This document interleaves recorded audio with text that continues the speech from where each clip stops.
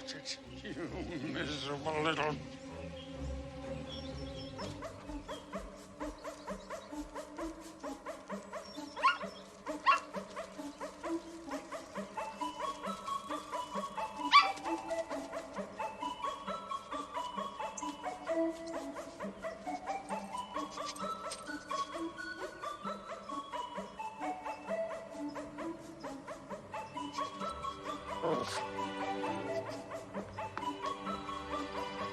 Queenie!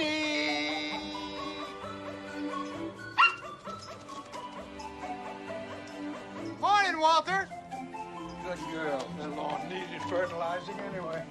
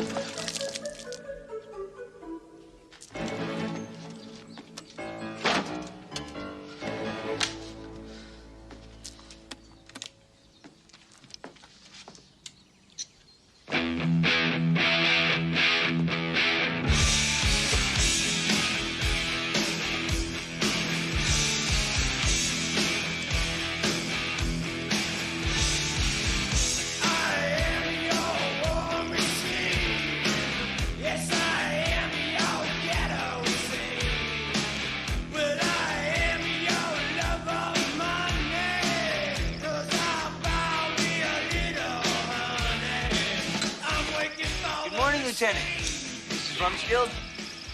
Hi, Ricky.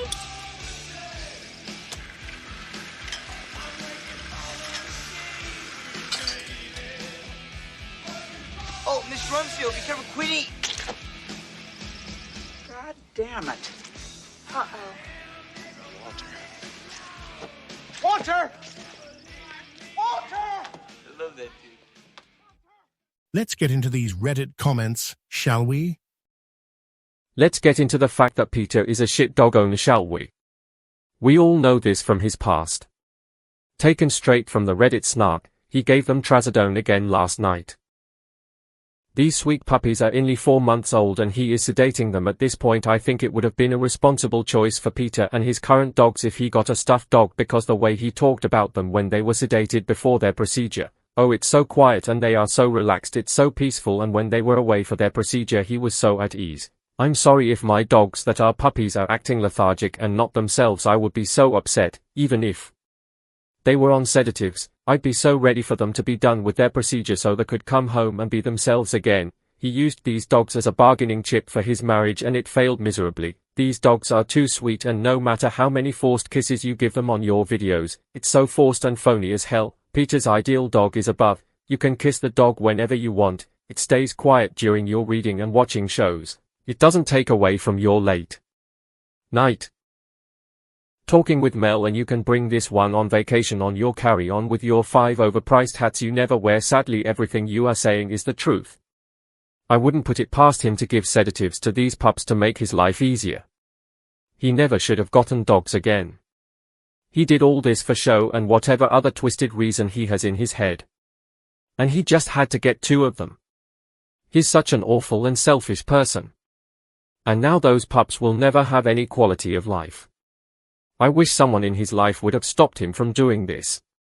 They must all know how he truly is. Not fair to these innocent pups, and we had to listen to him tell us how Caroline, Tanya, Nikki, Mel, Valerini, and every person he ever met in his life was constantly calling and texting him and telling him how they thought he should get another dog. They sent pictures of adoptable dogs, and pretty much harassed him on the daily. I call BS. How anyone can believe anything he says is beyond me. Sad thing is that it's the innocent pups who will suffer. Everything about Peter is a lie. From his massive workouts and diet, to his ability to raise these pups like they deserve. He's a lying liar who lies about everything. Yep, Peter's sending the wrong message to followers who are struggling to achieve their own goals. Massive workouts, like getting up and down from his chair on the porch. Oh, and what's with the dogs taking Trazodone? Are we really doing this again, this? Also giving it to them twice, the night before and the morning of, getting these 4-ish months old dogs so sedated they couldn't even stand or barely move although they tried, as he described, saying it was cute. To me it's quite scary honestly this. Also giving it to them twice, the night before and the morning of, getting these 4-ish months old dogs so sedated, they couldn't even stand or barely move although they tried, as he described, saying it was cute. To me it's quite scary honestly. I remember him telling a story about shamelessly breaking into tears on a plane, can't recall the exact trip but it's possible it was the one after Duncan's death. By the way, Duncan was PP's real name but old Pete has always refused to use it. Some say it was due to the dog being a gift to Alex from his previous boyfriend. IDK, I think it's ugly to give a dog a name to make fun of them and use that only. I don't remember either if he mentioned the fist class pods or not, but I clearly remember the heavy second-hand embarrassment and shame from hearing he cried to a poor flight attendant over a seat malfunction plus vomiting on her his life issues. As for these new dogs, I am so sorry they ended up with Peter. The story sounds more and more as a backyard breeder indeed, maybe the same from Boo and Tucker. Or a friend of theirs. Makes sense why he waited so long, was waiting for his fake rescue puppies. And the story changing every couple of weeks, with the made up on the spot parts. And OMG the death mother birthday choice, no comments, really, besides the fact he thinks that's cute or endearing worries me even more, for the dogs and his mental state. Peter doesn't have the warm empathy or energy level to keep up with young puppies. He can't take care of them in a way that allows them to thrive. He expects them to run around that dark condo for exercise, before putting them back in their basement crate. That's about all the stimulation they get along with going to the bathroom outside. Then he wonders why they have so much energy. He recently discovered that they like to look out the window, so he mercifully opened his mother's drapes, circa 1984. That right there is an ominous sign about how they live their lives. Alex wants nothing to do with the poor little pups, other than to allow them access to the bed while he naps or scrolls TikTok.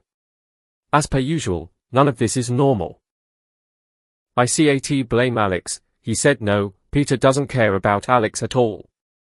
Guys, as always, leave your comments down below.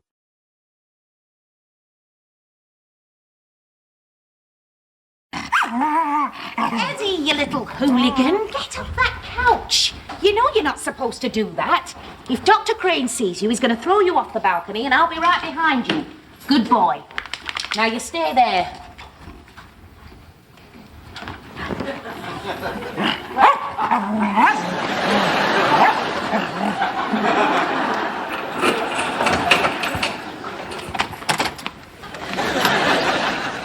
Oh, Eddie. Glad to see my rules about the couch are finally taking hold. Good dog.